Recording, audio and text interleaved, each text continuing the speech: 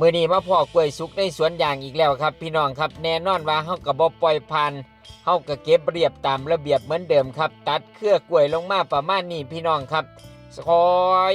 ดึงลงมาแล้วก็ตัดจวบแล้วครับตัดเรียบร้อยหลังจากได้เครือกล้วยแล้วเฮาก็ขึ้นสารอาหารกับสู่ดินนี่ครับซับเป็นท่อน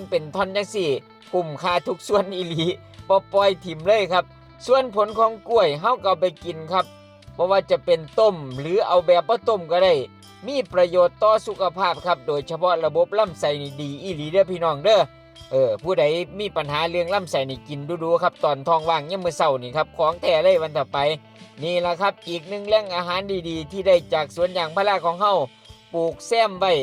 นอกจากบังแดดแล้วก็ยังได้ของกินติดไม้ติดมือทุกเทื่อที่มาป่าอย่างครับแต่ก็ว่ามันเจ้าของไว้คักอยู่แต่ก็แพ้กระรอกกระแตคือเก่าครับสัตว์ก่อนเฮาอีกแล้วครับงวดนี้มันสัตว์ไป2หน่วยซ่าเขานี่หมดเกลี้ยคักๆเอาแบ่งกันไปครับคนแน่สัตว์แน่ถือว่าเป็นเพื่อนร่วมโลกป่าอย่างของเฮาเนาะครับแบ่งปันกันไปสุขใจได้ทุกมืออีหลี